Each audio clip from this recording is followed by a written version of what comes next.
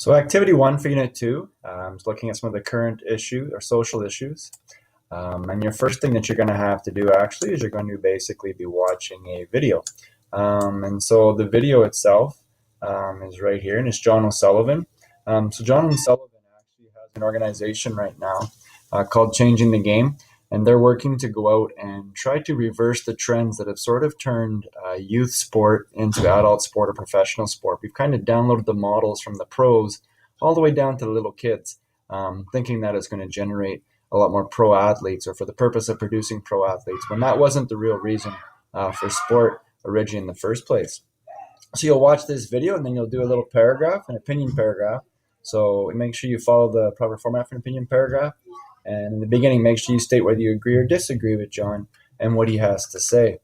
The action section here, you're going to use Community Foundations of Canada. And so it's a little document here taking a look at a few different things. So what is belonging? Again, if we don't belong to something, it's really tough to get engaged in it. Why sport? Why sport can help us to bridge the gaps and to help in communities. Some of the benefits of physical activity. So this gives you some information on what those benefits are and then relate your personal experience to that. The current state of play. Do we discourage play? Whether it be the format that we use, let's say in schools, perhaps playing games that discourage children from participating, always focusing on sport, always having your elite kids or your stronger kids dominate. We often push kids away, especially when phys ed's about movement. It's not actually about sport. So that could be it, or it could be the state of play in terms of sports leagues and how they're organized for young kids, and they're way too competitive, traveling to tournaments almost every second weekend. Or it could simply be how we basically discourage kids from playing outside. So a lot of interesting things on the current state of play in this country. And then, of course, there's the gender gap. So we do have a gender gap that still currently exists. We talked about Title IX early on in the course, and it's helped to make great strides, but there's still a ways to go. So it's continuing to look and see how we can close that gender gap. Then in the consolidation section, it goes about looking at needing a game plan.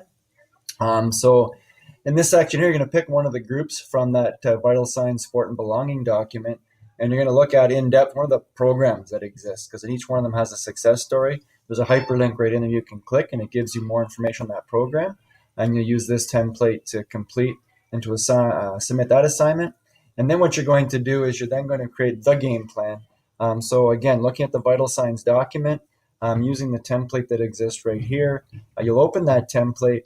And what's important in that template, I'll actually open it, is that you make sure that you complete something for each one of the categories. There's been some confusion with, there's three parts to it. There's a part A, part B, and part C.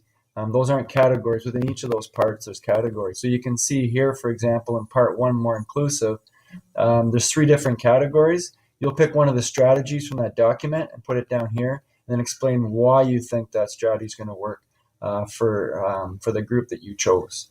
And then part 2 for the affordable piece, same idea. Each one of these you choose one strategy, and then the same thing for more fun, choose one strategy and then provide an explanation. So this entire table needs to be completed before you then submit it to the link right here that takes you to the Dropbox. So that's activity number 1.